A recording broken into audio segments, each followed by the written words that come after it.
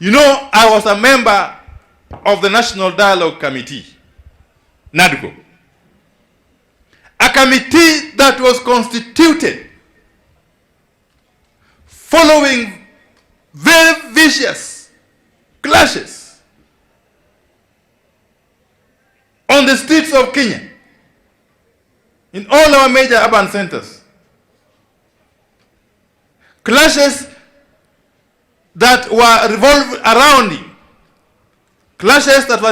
around the matter of the high cost of living, principally, but also arising from the disputes about the 2022 elections. So we didn't go to the table because there was some strange and new love between us and Kenya Kwanza. I'm now talking as Azimio. And you know, when I speak as Azimio, I am speaking on behalf of the Azimio parliamentary group, which I lead in the National Assembly. Those talks did not happen because all of a sudden we became lovers, Kenya Kwanza and Azimio. No. Those talks were initiated to restore calm and order in the country, because otherwise the country was teetering on a precipice.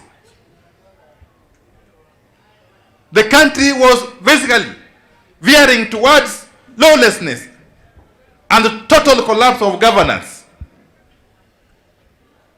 And the terms of reference of those of that committee were so clear. Now understand that some people are pushing for the reconstitution of the Iebc through an Iebc selection panel that is now, for all intents and purposes, moribund. And our point is this, in summary, really. Any attempt to reconstitute the Iebc outside the framework that has been established by NADCO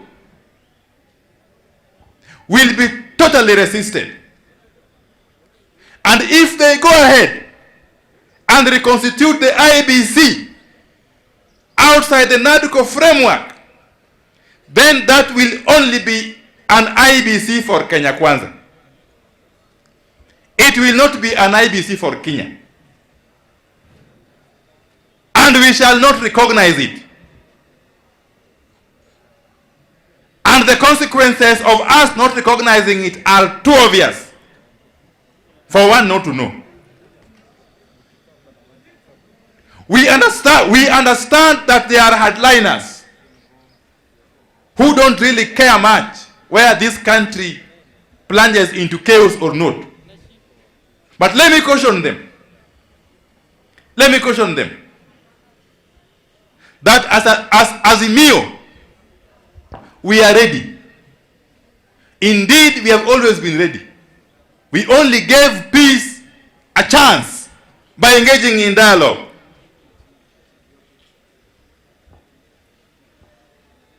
If you proceed to reconstitute the Iebc outside NADCO, that will be the end of NADCO and anything else to do with it,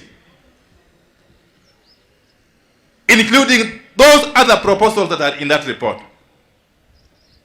Then we shall be back to square one, and nature shall take its course. So anybody who means well for this country must be careful, and shun any temptation to re-establish the Iebc outside the NADCO process. As a matter of fact, Parliament is reconvening next week on Tuesday, 13th. We expect that the NADCO report is going to form or to be the priority agenda for the two houses of Parliament. Secondly, and finally on that issue, the Iebc Secretariat should stop needless engagement with the Justice and Legal Affairs Committee of the National Assembly on matters which have been adequately addressed by NADCO. And no constitutional amendment will see the light of the day in Parliament unless there are those amendments that have been recommended by NADCO.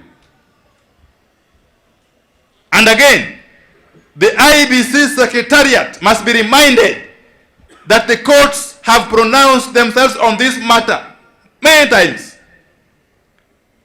An independent commission is only fully constituted if it has got commissioners. As things stand, the Iebc is not constituted legally and constitutionally. So the Secretariat of Iebc should stop wasting their time purporting to seek advisory opinion from the Attorney General on whether they can proceed and supervise elections and by elections or not. That is impossible. Let them hold their horses and wait for the reconstitution of the Iebc through the NADCO roadmap. Clear attempts to subvert the Constitution of Kenya 2010. Recently, by DCC, there was this task force. I think it was called the Presidential Working Party on Education something. It went round the country, spending taxpayers' money. Thereafter, it compiled a report, which report I am told is being implemented. How, I don't know. Because there's no way you can purport to implement a report which has not passed through Parliament. So first and foremost, that report, if it is to see the light of the day, must be brought to Parliament to be interrogated and to be either given a note of approval with or without amendments, or be rejected. But that is beside the point. The point is that that working party is purporting to rewrite the Kenyan Constitution. How? By decreeing or suggesting that the national government takes over the function of running ECD, is really to try to amend the Constitution through the back door. Because in our Constitution, under Schedule 4, the functions of the two levels of government are clearly indicated. And there are clear mechanisms of transferring functions between governments or between levels of government. Those mechanisms don't include a working party. So let me caution that the function of managing ECDs must remain with the county governments. National government has got no business meddling in the affairs of running ECDs. And any other recommendation that they have made in that report that goes contrary to the Constitution must be rejected. But above all, that report cannot be implemented without getting the nod of the House or the Houses of Parliament. That's just one. Two. But there is a trend that is emerging here. Very worrying trend. And I want this to go out.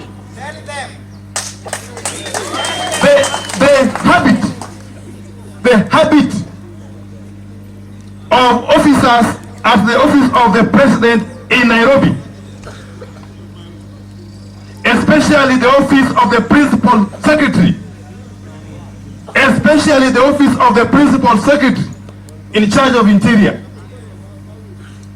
The habit of that office calling our DCCs, our county commissioners and regional commissioners, instructing them, even after they have undertaken proper interview exercise for chiefs and chiefs, that so and so should be the one to be appointed must stop. Let me warn whoever is doing that. And I want the principal secretary in charge of interior to listen to me.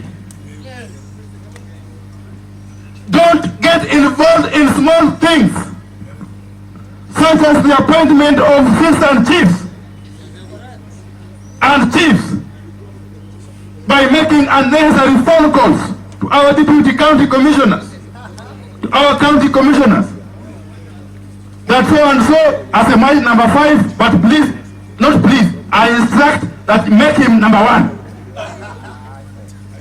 Then what is the purpose of doing interviews?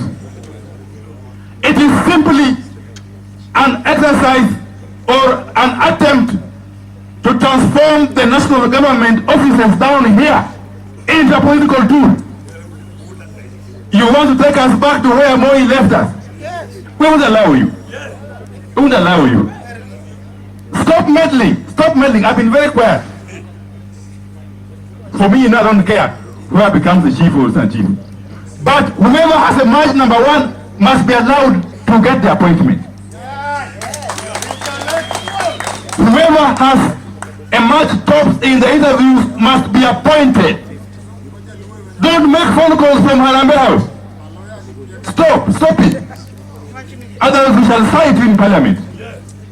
We shall discuss your conduct in Parliament. We shall take action against you.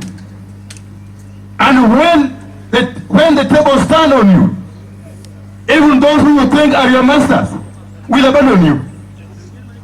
I'm now addressing myself the principal secretary.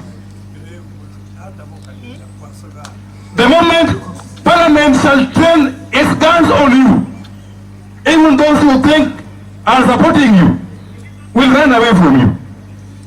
I can assure you. So by DCC, pass that message to the county commissioner and the regional commissioner, and let that message go to Nairobi. Mheshimiwa Opiyo Wandayi has addressed as a matter of emphasis, but I think it's as clear as daylight what he's saying.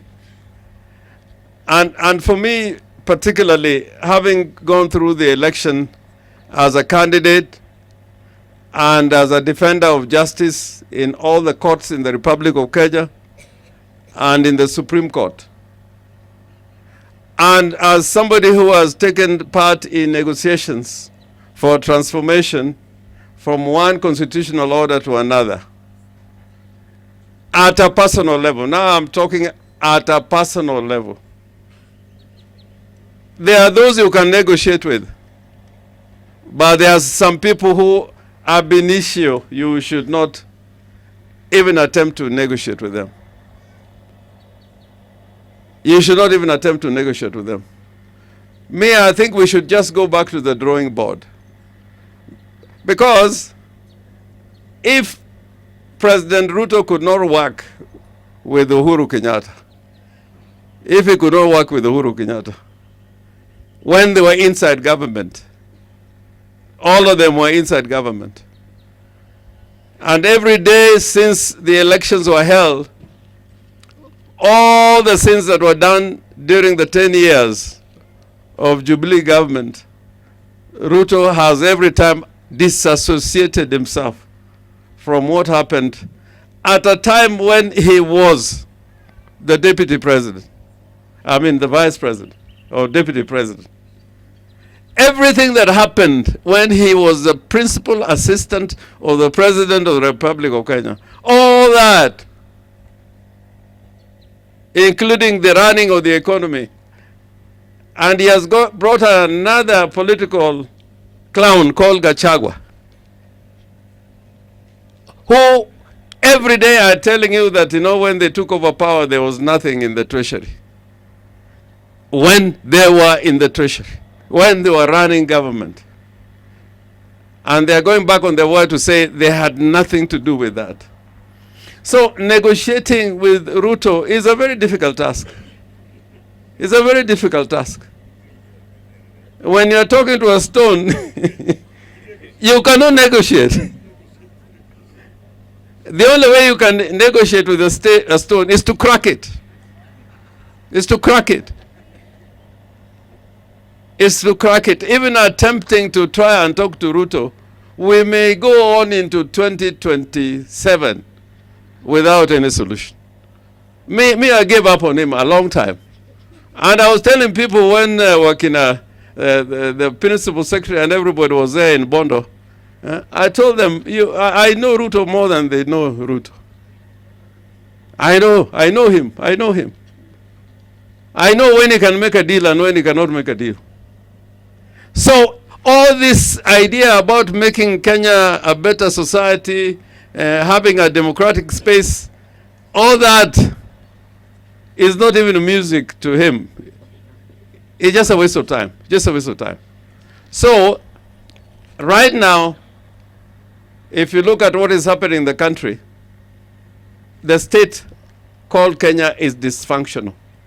Completely dysfunctional. Counties are not getting their monies as provided under the Constitution. We're not getting it. And it's not just to Azimio counties. The chairman of the Council of Governors is from Kirinyaga, is from that party. And you could hear the statement she was making the other week, that even 450 billion shillings, which is less than 10% of a national budget, which is more than 3 trillion, they cannot be able to send that money. So even in education, when Ruto says that there's going to be money coming to the schools, that's a big lie. And one day you're right. I mean, a liar should have a good memory. If you want to be a good liar, you should have a good memory. Unfortunately, President Ruto does not have a good memory. He tells a lie today and he forgets that he lied yesterday and tells you another lie. So, Kenya has become, as a democracy, dysfunctional. As an economy, we are doing very badly.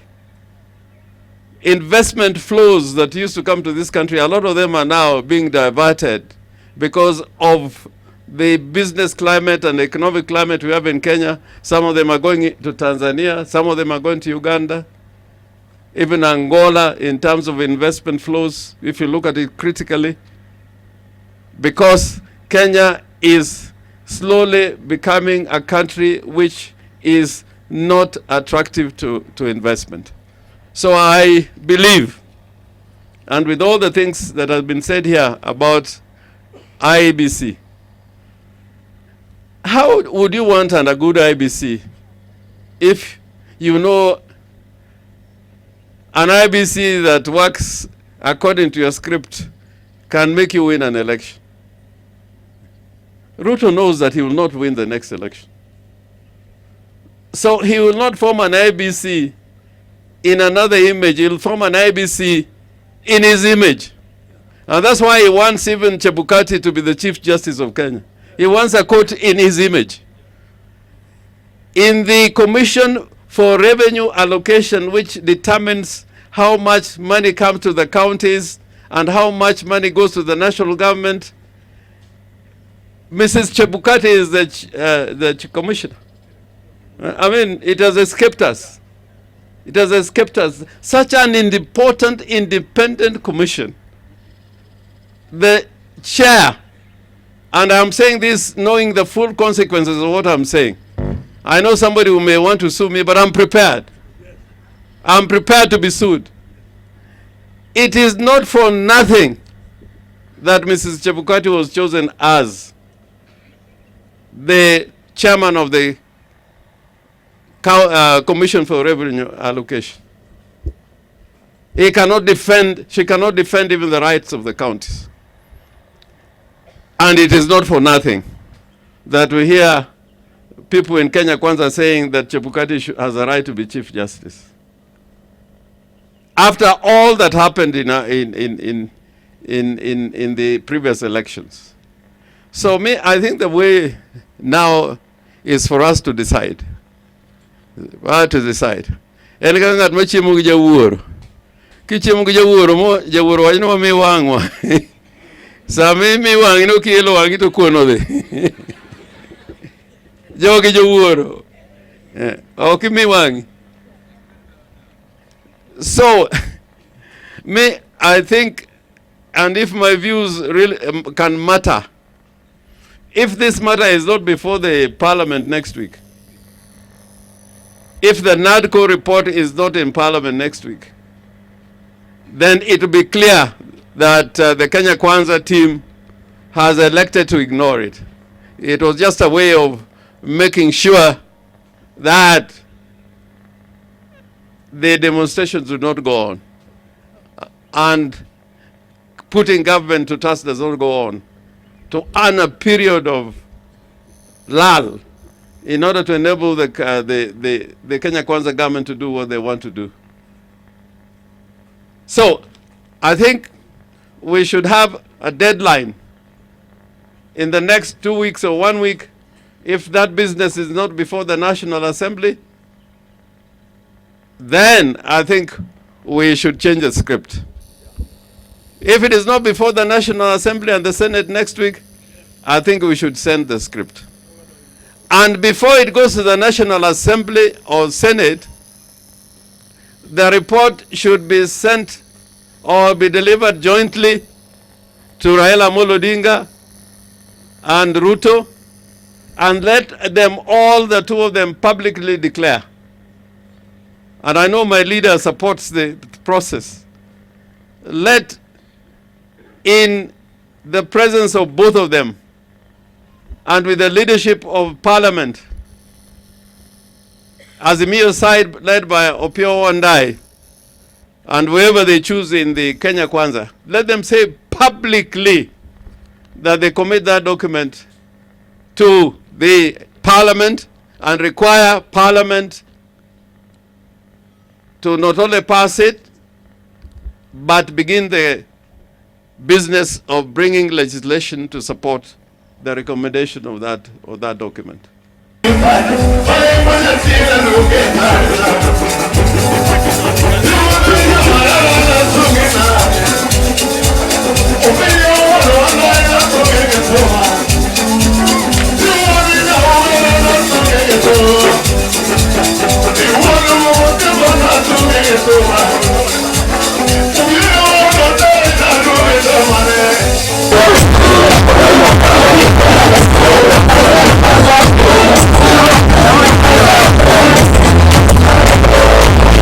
many respects, I think you have played a role, a very big role, to the idea of technical institution and technical training.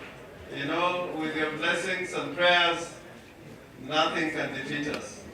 And to the people of the community, I think you are doing...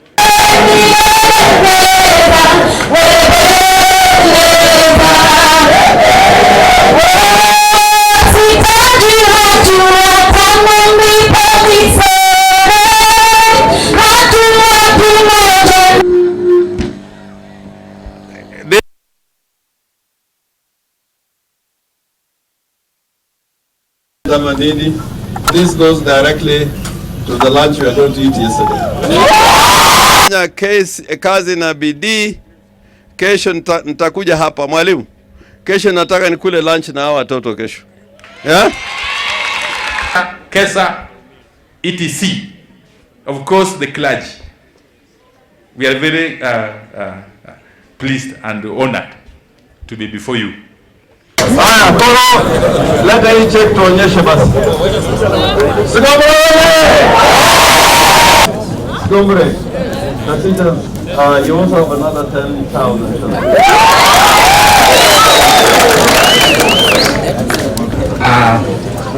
Members of Parliament and the honorables. So, to our students and my brothers and sisters who we are studying here, we are just here to remind us that we always meet on Sundays and on Fridays for the CU meetings.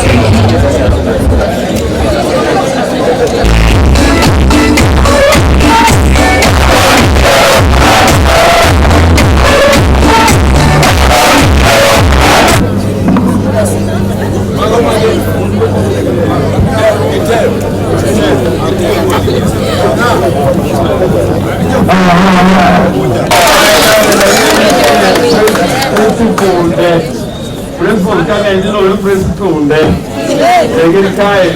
This is you share with the principal who are here. Yeah, that's how they can. Niko kwa county assembly na wakilisha wanawake. Asanteni sana. Pia nina ujumbe moja. Kwa leo mmeletewa karo ya shule ya kusoma. Hii karo imetoka katika serikali ya chama. Ungeo kusaukia? Then one code jogo nyithindo man ka ngene form 4 kaibe one code jogo. Wazazi hamjamboni. Hamjamboni tena.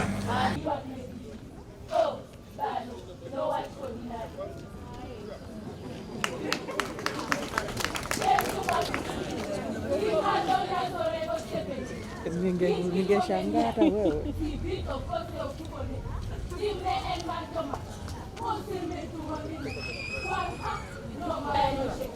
Na aliye na kilema na abebwe na mwenzake. Huu ndio mwanzo wake, si wa mwisho wa safari. Tuwapige ma uoyo kwa mosiepna ma ilungo no budo. Nitaisema na Kiswahili na nitaisema na mother tongue pia. Kiwa mdogo wakicheza na watoto wenzake, anaonekana akipiga mkebe kama ngoma. Aliimba kusifu viongozi mbalimbali. Himizo inatolewa kwa vijana ili waweze